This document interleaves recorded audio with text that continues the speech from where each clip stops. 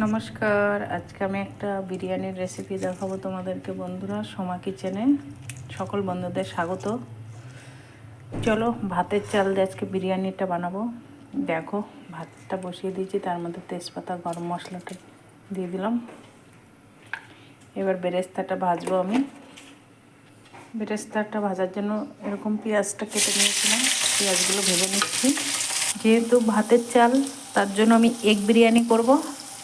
এগটা এরকম রান্না করে নিয়েছি দেখো। এবার আমি পেঁয়াজের বেরেস্তা ভেজে নিয়ে ভাতটা নামিয়ে নিয়ে বিরিয়ানিটাকে সাজিয়ে দেখাচ্ছি তোমাদেরকে। তোমরা দেখতে থাকো, আমার সঙ্গে থাকো বন্ধুরা। বিরিয়ানি বানানোর সবথেকে কঠিন কাজ হচ্ছে বেরেস্তা বানানো। এই বেরেস্তাটা বানাতে অনেকক্ষণ টাইম লেগে যায়, আর একটু এদিক ওদিক হলে পরেই বেশি পুড়ে যাবে। বেরেস্তা ভাজা হয়ে যাওয়া মানে বিরিয়ানির অর্ধেক তৈরি হয়ে যাওয়া। আগে ভালো করে বেরেস্তাটা ভেজে নাও, তারপরে বিরিয়ানিটি একদম চটজলদি হয়ে যাবে। দেখতে থাকো।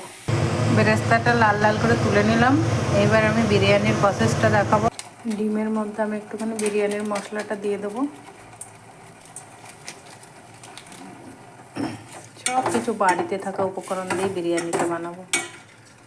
বাচ্চারা যখন বিরিয়ানি খাওয়ার জেদ ধরে, তখন বাড়ির ঘরে থাকার জিনিস দিয়েই সঙ্গে সঙ্গে বিরিয়ানি বানানো যায়। শুধু বিরিয়ানির মশলাটা থাকলেই হবে। তাই তোমরাও চেষ্টা করবে বাচ্চাদেরকে এরকমভাবে বিরিয়ানি বানিয়ে খাওয়ানোর।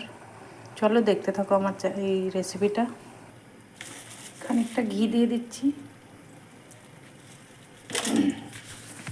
ঘিয়ে এবার আমি গোটা গরম মশলা দিয়ে দিচ্ছি, একটা বড় এলাচ, ছোটো এলাচ, লবঙ্গ, দারচিনি। তার সঙ্গে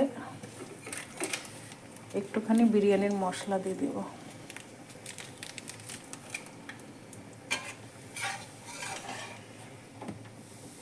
নামিয়ে নিলাম।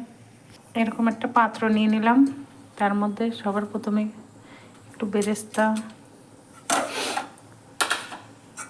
একটু ডিমের কারির মশলা, আর গরম করে রেখেছিলাম যে ঘি, আর গরম মশলা দিয়ে সেই মশলাটা একটুখানি দিয়ে দেবো নিচেই। একটা বাটির মধ্যে খানিকটা দুধ নিয়ে নিলাম, তার মধ্যে কেওড়ার জল আর গোলাপ জল দিয়ে দেবো। 1 চামচ কেওড়ার জল, 1 চামচ গোলাপ জল। দেখো মিনিকেট চালের ভাত। এবার এটা আমি এর মধ্যে দিয়ে দেবো। গার্নিশ করা হয়ে গেল। এবার আমি একটা ঢাকনা দিয়ে ঢেকে কিছুক্ষণ দমে বসাবো। চলো দেখতে থাকো। দেখো বিরিয়ানিটা কেমন সুন্দর হয়েছে। চলো এটাকে আমি থালায় সাজিয়ে দেখাচ্ছি কেমন হয়েছে।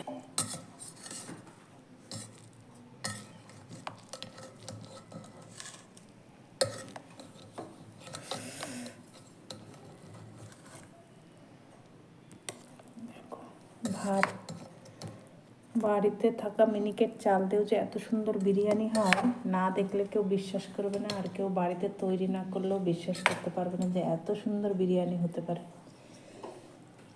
তাই বাড়িতে অবশ্যই ট্রাই করবে।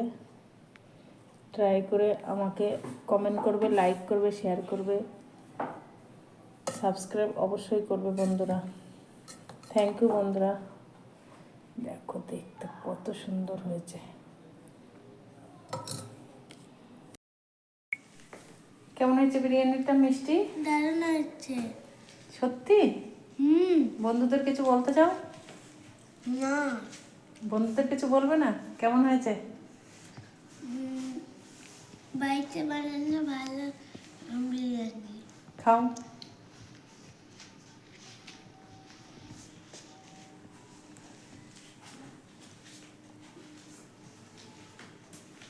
থ্যাংক ইউ বলো সব বন্ধুদের। Thank you, bye, good night.